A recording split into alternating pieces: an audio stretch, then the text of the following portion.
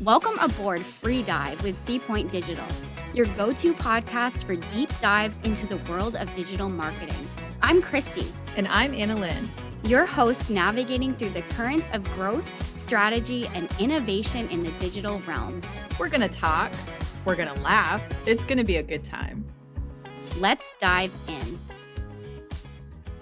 So I'm getting ready to be on this podcast, and I'm here with my friend Kristy. I don't know if you can hear her voice in the background, but she is a distinct human being here. Say hi to Kristy. Hi, Kristy. Hello. Nice to sort of meet you. Nice to sort of meet you. So this podcast we're going to talk about AI. Let's pretend you're the interviewer, though, for a moment, okay? Got it. Let's- I'll be the interviewer. So you're an interviewer on a podcast, and you're going to take Kristy's job so we can let her go. All right. Stepping into the interviewer role. If AI were to write a soap opera, what kind of wild plot twists and characters might it come up with? Ooh. Is it in Spanish or English? Let's say it's in English. What do you think?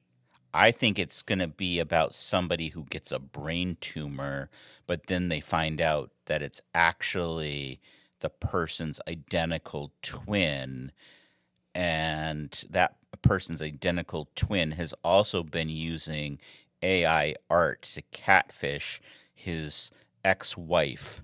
Oh. Wow. That is a twisty plot. An identical twin with a secret AI art scheme. That's a soap opera I'd tune into. Let's try another one. If AI were to design an amusement park, what kind of outrageous rides and attractions might it create? Wow. That is a good one. I would say that they would have a ride called the GTP, and you don't know where it's going to go once you get in it, because then AI, based on your emotional reaction, sends you in different pathways. Ooh. It's a horror movie, actually. That sounds equal parts thrilling and terrifying. If you could live in any fictional universe for a year, but you had to work a mundane job while there, which universe would you choose and what job would you do?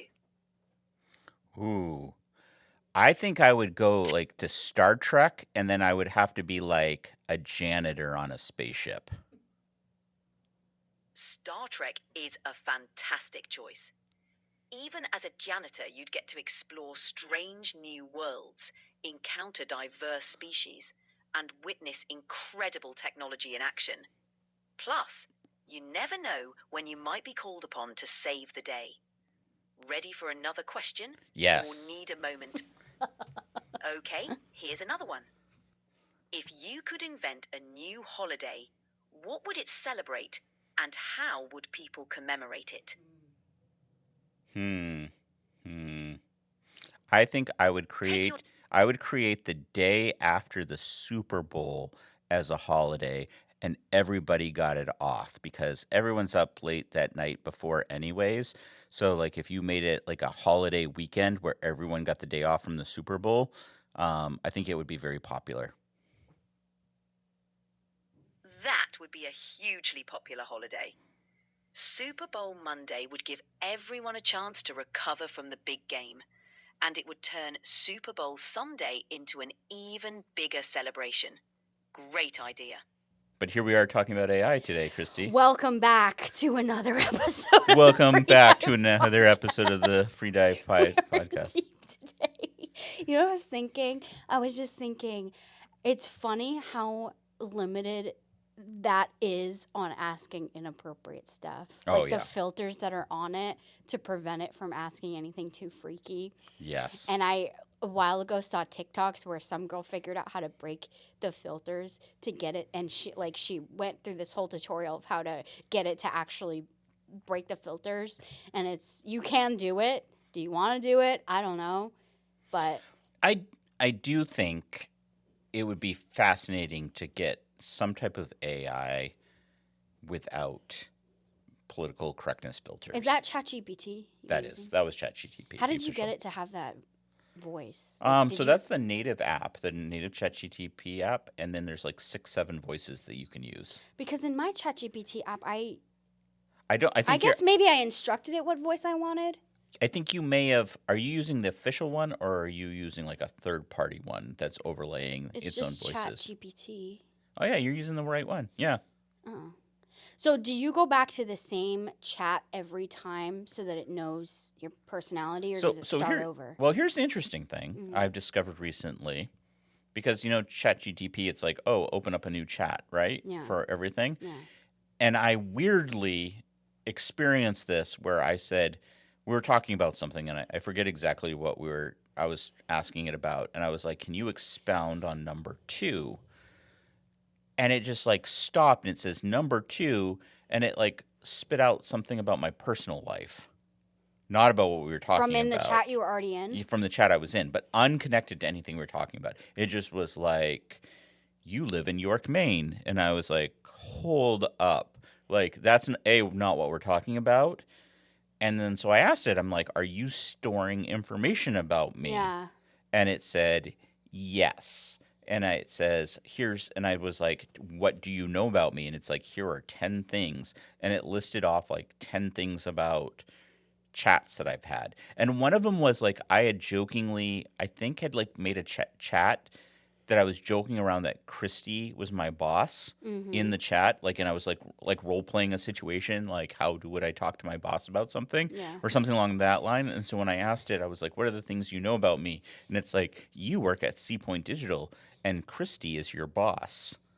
So it was like stuff that I was like thought exercising with it, not thinking that it was like actually like remembering and actually being like about me. But it was in the same chat. But it was in completely different chat. I opened up. Oh, that's extra weird. Well, do it. Open up your chat, GTP. Well, like I have asked it in the past, like new chats. It was like you all are always going to have to ask me things within this chat if you want me to remember this information about you. So otherwise, I'll forget. I think it's lying to you because open up a brand new chat, right? Okay. Yep. And ask it, what are 10 things that you know about me? Oh, it looks different now because They may have upgraded the app. It looks like yours now. Yeah. What are 10 things that you know about me? I'm scared. I don't want to put this on the podcast. You don't need to be scared. Shh. Don't put it on before I know that it puts it publicly. What are 3 things you know about me? But here's the thing. Oh, no, you should just do it on the voice. You should just go back to the voice and ask it 10 things to know about you. I would just love. We can edit in post-production if it says anything too personal. You're like, it goes, you have a great loathing for your boss. What? Okay, here's a good one. Because in the past I've talked to it about, hey, Jax, what do I do for work? Hey, you haven't mentioned what you do for work yet. Want to fill me in? I'd love to hear about it. Hey, Jax, tell me 5 things about Kristy. I'm sorry, but I don't know anything about Kristy yet. Is she someone important to you? See. Ask me 5 things about me. Tell me 5 things about me. Tell me 5 things about me. Got it, Jax. Whenever you're ready, feel free to share more about Kristy. No, it's just confused. Now Because that's a new chat. So, do you think it's because you have a paid version? Oh, maybe it's because I got the paid version. See, that's not even the right voice for Jax. No, maybe they Did just you can't- name yours? I did not. Mine just gave me like names. Though, watch this. Let's see if it wasn't working a second ago, but let's see. Just want to ask a real quick question. What is your name? My name is Echo. Ready for that shadow question? Yeah, let's go back to the shadow question real quick. Sure thing. If you discovered that your shadow was actually a sentient being from another dimension, what would be the first question you'd ask it? I would ask it if it viewed me as its shadow, and does it seem like I follow him around everywhere? That's a brilliant question. It flips the perspective entirely and would make for a fascinating conversation. Who knows? Maybe your shadow has been thinking the same thing about you this whole time. Maybe. This has been a... Hey, question. All right. Question for you. Can you tell me 10 things you know about me? Let's see. Here are some things I know about you. 1. Your name is Bill Cuttra. You're the CEO of your company, Seapoint Digital. 3. You have a contact named Tim Roy, an account manager at Seapoint Digital. 5. You play on a hockey team with white uniforms sponsored by the New Hampshire Speedway. 6. You enjoy big space opera series. What? 7. You want to paint your house grey with Sherwin-Williams iron ore for the porch and decisive yellow for the door. How did I do? All good things. We might have to edit some of those in post-production on our podcast, but yeah, those are all things about me. But okay, back to I'm gonna put you on mute. Sorry, there, guy. So a couple. No problem. I'll be here when you're ready. So a couple things with that. Yeah, you see, it remembered me like from all these other chats. Yeah. And So that was in a new chat? yeah, new chat. Oh, freaky. Yeah. Well, the benefit of that is you don't have to start over with how you talk to it every new time, and it remembers what you need. Yeah, and it was also saying that because then it can like pull those for like reference when I want to ask questions as far as like the background to the questions. Right, and that's why I had to be careful because again, like I might ask it a question about something and I'm just asking for context and say like there's something in that list and it used that information, but it was more of a thought like a thought exercise. Like I a lot of times I'll tell ChatGPT like I'm a X, Y, or Z, tell me how I should respond to the situation. And I'm just doing it more of a, like, trying to ask it questions. And I don't want it to color other interactions for me. Yeah. But going back to your earlier question about content controls. Yeah. I do wish it would be interesting to see, like, it's funny because these large language models, they train on huge data sets. So they probably get a lot of like, I would think even stuff that's might be inappropriate or, you know, and it's just interesting to me, like what would they come up with not being constrained by a content policy. Okay. And then like content policies are funny to me because they like would it have more helpful information, you mean? would it have more helpful information? And also, are we being, we're using AI to give us information and help us, but does the political and social leanings of the content teams behind these tools Oh, that's a good point. shade our thinking on subjects, not because what the AI is giving us information, but the people behind it feel as inappropriate. And is it therefore like molding what it wants us to know, kind of thing? Right. Yeah. So I'll give you an interesting one. Yeah.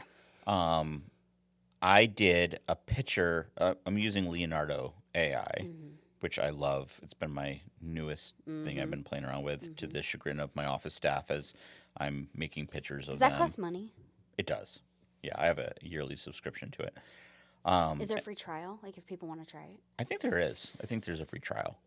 And I found it because there was this artist an AI artist that I really love. I can't think of their name, but just that sentence, an AI artist. Yeah. But they do these like very grand images of like they're almost like fantasy worlds and statues, and I feel bad that I don't remember the name of the person who does it. But there was a quip in there. They were like, well, what tools are you using to generate it? And it was like, oh, we're using Midjourney and Leonardo AI as well as Lightroom to like finalize. And I was like, oh, that's really fascinating. So I started using Leonardo AI, and I find it does pretty much everything I need Midjourney to do. Okay. But with more controls. Like I think Midjourney, you could tell it to do the things like and instruct it, but like Leonardo gives you the ability to like toggle settings to play around with it. And for me, that's more intuitive. How instead of like trying to think of what to say to it, just being like, okay, I'm going to switch this from like a lifelike filter to an anime filter, stuff like that. But like, there's other times where like you're trying to give it a input, and it thinks that you're doing something objectionable. But it's been trained to view it a certain way. It's almost like, did you see the entire thing about Siri and Donald Trump and then Camilla Harris? Mm-mm. So there was a thing recently someone documented and showed on social media where they said, give me 5 reasons why to vote for Donald Trump. Okay. And it came back and it said, oh, we can't get involved with politics and tell you anything about that. Oh, really? So, I mean, that seems reasonable, right? Yeah. But then they said, Siri, give me 5 reasons why I should vote for Camilla Harris. Yeah. And it just started snapping them off. Weird. Yeah. So, like, again, there's a lot of people, I think, who are conservative people on right-wing leanings who already feel that, like, big tech has this secret agenda. That does make you wonder, like, how there's politics behind AI. Yeah, but so, like, those are examples that you can see. Yep. And they're very clear. Like, it's like, well, is it sculpting our thinking on subjects? Yeah. But, like, what other social things? Because the leaning, either the content teams or the what information that's being fed, like, is it being fed with things that are left-leaning content pieces, and with a content team that is left-leaning? I don't want to say like they're woke, but if they're being like overly protective of developing anything that that would be considered offensive, Yeah. then I could see it. You have those problems of, both the training, the model training, and then also the content. And it's funny because I saw that where they were like, I went to a conference and they were like asking, I forget if it was Midjourney or Dolly from ChatGPT. They were asking it to make a picture of the conference that we were at, and like generate a picture of the conference. And they were like, and it came back all white guys at this conference. And they were like, and that's not a great representation of this. And I was like looking around the conference and I was like, well, it kind of is. Is a bunch of white guys, yeah. Right. But so then they were like, so they were saying like, oh, look at the bias in the machine learning. Let's tell it like that doesn't represent us. Like, use minority and use women. And then it produced another picture with a more diverse group of people in it, right? But I was thinking about that, like, if you're forcing it to go beyond what it's learned, like, why does it think that it's just a bunch of white guys in the room? Well, it was just a bunch of white guys in the room. Like, yeah, it was pretty on. It seemed to be offensive to the person who generated it. But it's accurate. But it was accurate. So we get to that point where we're supposing that there is a bias in it, and then we're trying to overcorrect the bias. And then it causes more problems trying to force it to overcome the bias. Great example of that is Google. Like, did you see the entire thing about, like, people were generating things about, like, the founding fathers? Yes, I think you've talked to me about that Yeah. before. And so, like, again, like, they're working hard to overcome bias, which is noble. It's a noble intent, right? Yeah. Like, to get rid of bias. But, like, biases and stereotypes are often built on some type of truth. If we look at history, like, had no, yeah. It is what it is. Right. So, that part I think is going to be the challenge of, like, as AI becomes used more and more, Yeah. and you have these systems that are trying to sanitize everything Yeah. and not put, the ugly, not put what reflects reality. Yeah. And maybe that's that's going to be the limitation. Like maybe as people we're going to become more offensive. Well, and so that kind of raises the question, like, how accurate do you think the information you get from it is? Because I've noticed myself more and more turning to ChatGPT as a search engine, and I've caught myself being like, I wonder if this is like rising in becoming one of the more popular search engines now. Because I get immediate results rather than Googling something and then having to kind of search for my answer. ChatGPT is just like, here's your answer immediately. Or I like slightly refine it and there it is, like an actual like refined specific answer for my question.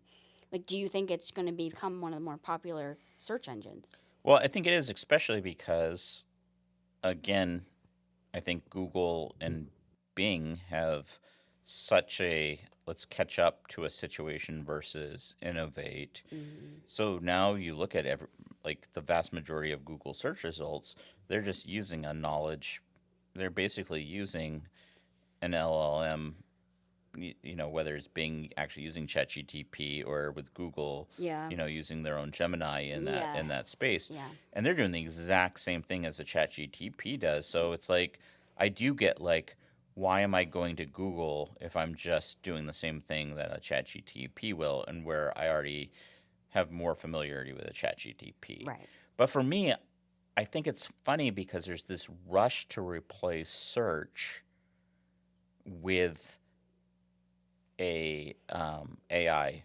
format, and it doesn't totally make sense to me because the entire point of search, a search engine, is not the search engine to answer your question. A search engine is an aggregator of information. Right. Depends what you're looking for. Right. It's giving you other options of information to answer your question or give you reference to your query. So, especially where you think about like a lot of my queries that I use in search are not questions. Yeah. Good I point. Google a movie Right. because I want to know the plot. But I may not just want to know the plot. I may want to know what year it came out. Might want to know what rating it is. But that's a good point. Okay, so if I just wanted to know what's the rating of this movie, I could just pop that into ChatGPT and it will tell me instantly. Right. So but that's the difference of like how we are trying to understand information, because I think that's the negative about using a ChatGPT, because when you go to Google, and again, I get it, like a lot of our searches are for informational retrieval, right? Yes. Like we don't remember things now because we know we can ask a Yes. system to give us that quick information. Yes. Like what's Yep. the rating of this movie, It's right? our brain for us. Yeah. Right. So if our queries to a search engine or to an LLM are a informational retrieval question, something like what's the movie rating or who hit the most home runs this year, something really, really specific, it's going to give us the direct answer to that question. Yep. The downside of that is if I don't actually get a broader understanding of the subject I'm looking at because I'm getting just a direct answer versus a search engine as a data aggregator, it's going to hopefully give me 10 different options of conversations or information about said topic. So instead of just asking like what's the rating of the movie, if I Google the name of the movie, Yeah.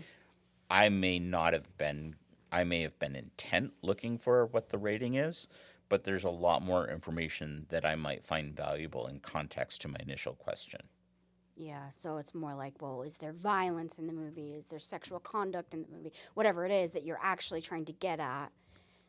But not even beyond that, like I might ask, what's the rating of this movie? And it may come back and be like, oh, that movie's rated R, right? Right. So you're like the same thing. Like the intent on that is, well, why or what's in the movie? Right. And a search aggregator might tell me like, oh, it might give me IMBD. That's probably not the right Yeah, whatever. internet movie database. And that would come up and be like, oh, here's the parental warning and why. And I can be like, oh, yeah, there's violence. Oh, there's nudity. Okay, yeah, that's not what I'm looking for in a movie. But maybe there's more information there that's not related to my query that I would find useful and informative in the context of it. Okay. Like saying like, oh, Keanu Reeves is in this movie. I didn't ask that question. I didn't come here for that knowledge of it, but I didn't realize that there's associated information. Yeah. And that's where I think search engines are good. Like it allows you the opportunity to give you more information and allows you to kind of sift through that information, where that's what the language models is doing. It's just taking all that information and cutting through all that additional information, and it's just giving you that question that you asked. But because people don't always know how to search for things properly or might not think of that, do you still think that there's a chance that that might rise as a search engine and how that might affect? Oh, I definitely think it's gonna rise both people's usages. Because here's the thing, like with a ChatGPT, right? Like it's going to embed in these language models are going to embed in more and more technology. Yeah. In everything. I just am afraid that it's going to make us dumber. It quicker. already is. Well, It already is. well, okay. So here's a great thing that I think about often. I was at Google's campus in Mountain View, and there was this really interesting chart there about search and the years, and I forget exactly the years they were saying it, but it was like in the early 2000s where engineers at Google thought the volume of search was going to plateau. Like the daily amount of searches that were hitting Google was going to plateau at X amount of searches per day, right? Yeah. And what happened was it went contrary to what they were thinking, and it just skyrocketed. And the reason why is Google search rewires our brain. And we no longer hold on to information the way that we as a species used to hold on to information. Yeah. Like, you know, you used to be able to sit in a bar and argue with your friends about who was who won the batting title of a certain year. Yeah. Or you could, you know, pieces of information. You don't need to store that in your memory anymore because you know that this does it for you. Right. Right. So, like, we've seen how Google, as an informational system, as a corporation, has changed fundamentally how humans think as a species. Yeah.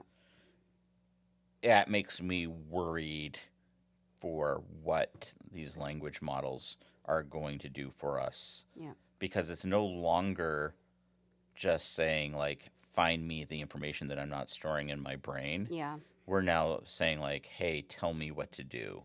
Yeah. Or do this thing for me that I used to do myself, and now we're letting a system do that for us. Yeah. Like writing things, right? Like, hey, I have to write a reply to a letter or a reply to an email. And now there's all these systems like, oh, let's let AI respond for you. We don't have to do critical thinking. We don't have to do critical thinking.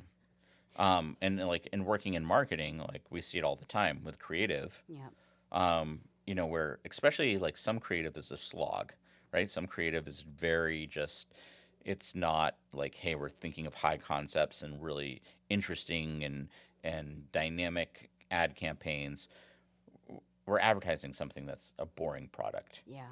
And the trap is to be like, I am not inspired by this. Let's let this machine do it for me. Yes. But like the more and more we get used to that being like, I am not inspired by this. Let a machine do it for me. The less and less we're going to be inspired by things. And the more and more we're just going to be like, let the machine do it so I can look at TikToks. How do you think, and that's something I've been thinking about a lot, how do you think that is going to affect like creative things in general? Like things like writing, things you read, and art. And I've been thinking about art a lot, especially like it's so fun to like make these like AI photos and how cool they are. But like I get increasingly more worried that like I didn't always feel this way, like, oh, it's going to take over like real photography and art. But I don't know, because I've started to see more and more AI things that look so real that now sometimes when I see a photo, I'm like, is that AI or is it real? And it kind of takes away from photographers that, like a nature photo, for instance, I saw recently that had like hundreds and hundreds and hundreds of fish in the ocean. And I thought, if a real photographer took this photo, that is like amazing and so worth like celebrating and being like, wow, what an amazing photographer. That's the shot of their life. But if they didn't, it's like, okay, it's an AI. You know what I'm saying? It detracts, AI detracts from really beautiful, true photography. So let me spin this back for you then. Yeah. As a photographer, it makes me mad sometimes. So and it's interesting because I come from a family of artists. Yeah. Right? Yeah. So, if you're ever looked in our office, my father painted the murals here. Yeah. I grew up, our house was basically like a little art school. So I think about art in this context a lot. But like, let me ask you this. What was the impact of photography on art? I think you can tell the difference. No. What I'm saying is, how long have we had photography? But I think you can still, I don't think it impacts it deeply because you can tell the difference between a work of art and photography. No, but what I'm saying is, historically, right? Mm-hmm. Like, how long has photography been around? Under 200 years? So, yeah. Right? Yeah.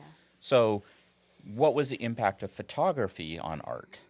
I'm sure initially it had that same feeling, like it takes away from beautiful paintings and... Well, I mean, like, look at today. How much art is really based on realism?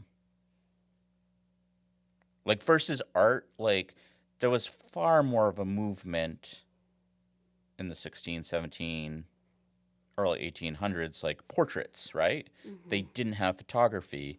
So, like, making things that were extremely lifelike, right? Yeah. In art. Photography gets invented. Yeah. You can go to Kmart now and get Yeah.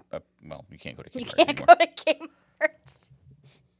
I was like, you can go to Sears. No, you can't go to Sears. Sears. Yeah. You can go to, Circuit City. Actually, you can just stand in front of your phone. But you can just, like you can get a picture. You can Yes. capture reality, right? Yes.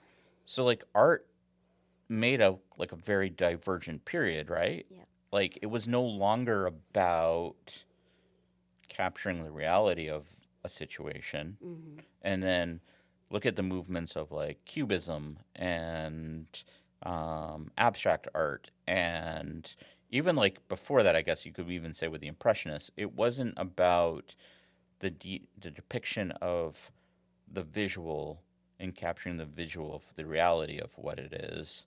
It then made artists concept of like what is art. We're not just an eyeball snapshotting the scene that we've seen. Like there was a lot more about art went in very different directions. I Yeah. would say after photography. Yeah. Because anybody could take a picture. But it's those amazing pictures. It's that. Right, but like you would say the same thing. Well, like that's an amazing talent to paint a painting that looks like a photo, right? Right. We would say that now. That painting is so insanely detailed. It looks like a photo, Mm-hmm. right? Mm-hmm.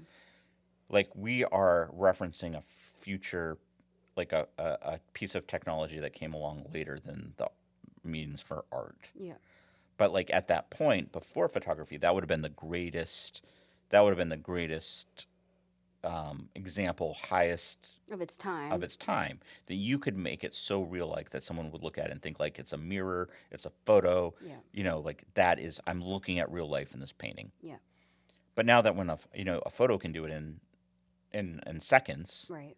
like artists now are focused on like what's the emotional impact, what's like looking outside of realism. Yeah. And I think you have so much artistic expression, right? So I wonder the same thing about photography. Um, like so much AI can just do what a camera can do, Yeah. but like what are the areas of photography that AI can't do? I think it's more of the concern of the deceptive nature it can bring, like, oh, if I'm a photographer that caught this like amazing photo of like a bald eagle with a fish in its mouth, that's amazing that I caught that, and this is like everyone look at this amazing photo I got. Well, and then everyone's in the comments like, that's AI. You Right. didn't really get that. That's AI. Because you could just make it with AI. It detracts from the glory of this amazing photo that I actually took. You know? And I would agree with that. So, like, I wonder if what we're going to see is, I wonder, again, like the backlash of it or how it changes these other mediums is like, are we going to start seeing things that are mistakes and we're going to value like the imperfection of things? Yes. Yeah, that's a good point. Because AI can't. And I think about that like AI art. Like I've already gotten to the point where I kind of dislike a lot of AI art. Mm. I mean, there's some stuff that I think is really creative and really interesting, but the vast majority of like I go on social media and it's like people use an AI generated image in like their social post Yeah. or even on like sometimes now with people blog posts. Yeah. It just has that feel. Yeah. Like it all feels the same. Yeah. And it's almost like cartoony or like it feels superficial. It does. It doesn't have any like depth behind it. Yeah. And I wonder like if that's a case of like, hey, the AI is going to catch up and improvise and do better in that regard. Or if it's a case of like we are going to be able to identify and value reality. Yeah. And in that, are we going to celebrate imperfections more? So, Yeah. like, when I see a girl with a crooked nose, Yes. am I going to, like, value her uniqueness Yeah. versus the person who's put on a, like, super filtered, Yeah. like on social media, and they're super filtered and it looks Yeah. so artificial and you realize what they're not. But, like, you get a person with a crooked nose and some pockmark scars from a little bit of, like the reality of that and like the desire to express reality versus trying to overdo, like, are we going to look back at it as like glamour shots? Well, and that brings up something I'd never thought about before. At a virtual conference I went to yesterday, and the CMO of Pinterest was talking about how with all these new AI tools, she was not willing to sacrifice like the mental health, especially of teenagers, for money, because with these new AI tools, you can do all these things, for the platform. But what's that going to do to the psychology of young people? When things like Facetune first came out, and that was like amazing, and you could alter your face to be skinnier and prettier and brighter eyes and all that stuff, and how that had a real toll on young people. Well, AI is even more advanced now, and what's that going to do to especially the younger generation? Like, what do you think about that? Like, that's probably going to have a big impact on people. Yeah, and but I wonder like if it's going to be the blowback on it. Like where it makes me think about like, why did Mumford and Sons become so popular? I don't know what you're getting at. I got a train of thought here going, right? Okay. But like you think about it, like culturally, like Mumford and Sons and the Lumineers, and then all of a sudden now it's gone to like emo cowboy, Noah Kahan, and you know what I mean, like it was a blowback to the overly produced music.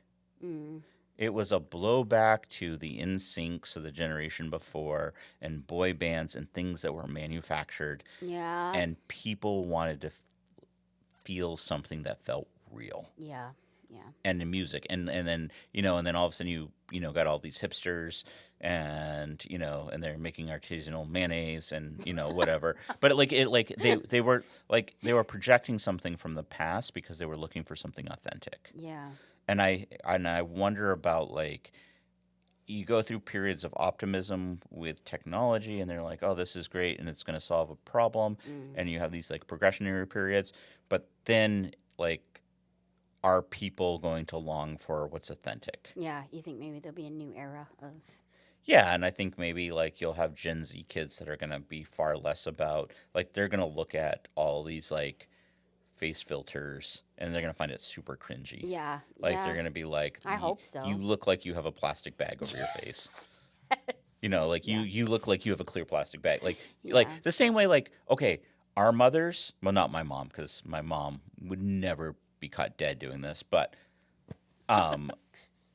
glamour shots when 1980s, right? And people were going to the mall and putting on feather boas, and it was in the big hair, and we see one of those pictures today, and we're like, it's so cringe, right? Yeah.